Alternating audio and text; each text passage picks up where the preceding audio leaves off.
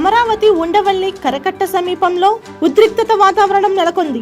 AP Congress ఆధ్వర్యంలో చలో secretariat నేపథ్యంలో డిఎస్సి జాబ్ నోటిఫికేషన్ పై అభ్యర్థులు చేసిన ఆందోళనపై మద్దతుగా చలో సెక్రటేరియట్ కు కాంగ్రెస్ పార్టీ పిలుపునివ్వడంతో ఆంధ్రరత్న భవన్ వద్ద భారీగా పోలీసులు చుట్టుముట్టారు.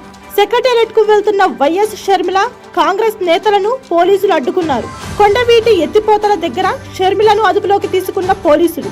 కాంగ్రెస్ నేతలు పోలీసుల మధ్య వాగ్వాదం చోటు చేసుకుంది. పలువురు కాంగ్రెస్ నేతలను అరెస్ట్ చేశారు. షర్మిలను కార్యకర్తలను లాక్కుంటూ బస్సులోకి తీసుకెళ్లారు.